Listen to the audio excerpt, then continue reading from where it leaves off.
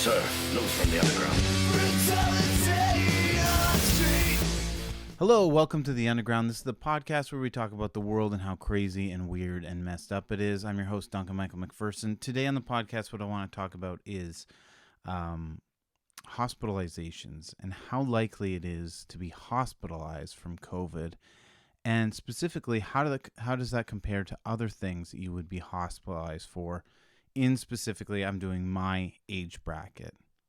I just want to make one thing clear. I'm not a doctor. I'm not giving medical advice.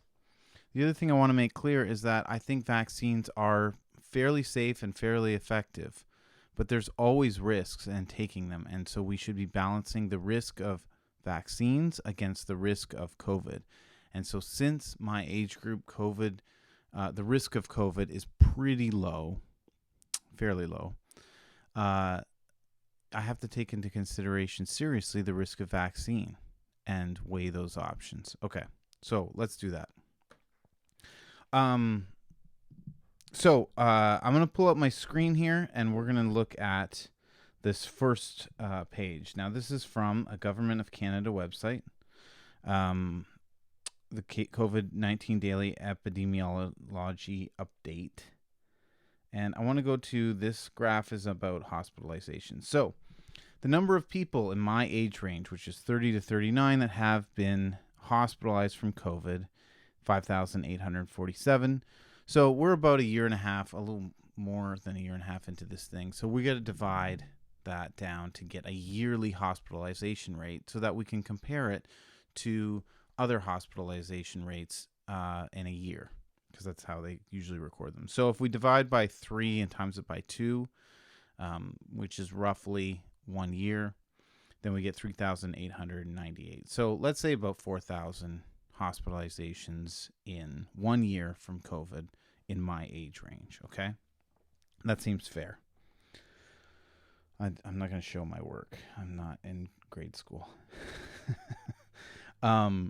Okay, so on this page, the leading causes of hospitalization in Canada from 2009-2010. Now, I looked for more recent data and I couldn't find it. This is what was on the Canadian government websites. I don't know why it's so old. 2009-2010 is pretty old. The population is significantly larger, so these numbers would actually be quite a bit, not quite a bit, but significantly higher than they were in 2009, right? It's been 10 years. The numbers are going to go up because birth rates, like Canada's growing as a country, population is growing. Anyway, so we'll just take that into consideration. The other thing that's tricky about this is it goes from 25 to 34 and then 35 to 44. So we're going to have to kind of look at both of these together. If we look at the number one cause of hospitalization is digestive system diseases for 25 to 34, and the same for 35 to 44, 23,000 and 29,000. Now that's a lot higher than 4,000, a lot higher. So what I want to do is I want to go down and find, okay, so we got to stay in this area here where my mouse is. So respiratory diseases, 7,000 in 2009, much higher than 4,000. Now, that's all respiratory diseases, so that's not quite fair, but it is significant to note that quite a few people go to the hospital for respiratory diseases in my age group in a given year. And then this one is 9,000, but it's even lower on the list. So this is like a list of like the top 10. So what I want to go down to is I want to find something around 4,000. So 4,000 here, somewhere around here. So circulatory system diseases, nervous system diseases, and this one doesn't go as low as 4,000. Only goes down to about 5,000. So COVID really wouldn't be in the top 10 for things that send you to the hospital.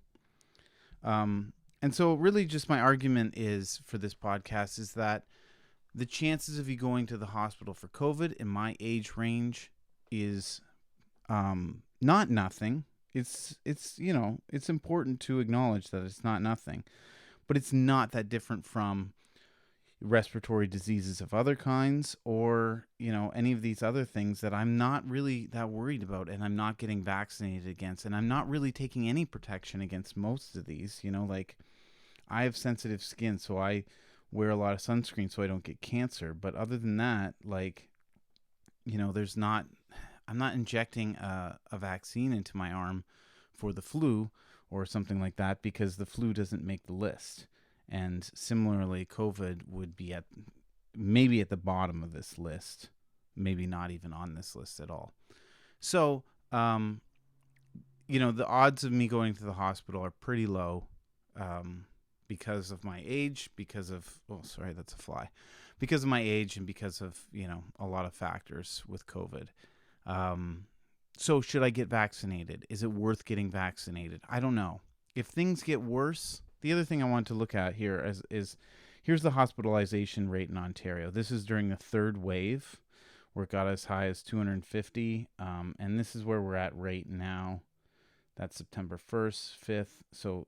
So if we look back to the late August, we got up to 39 as the highest.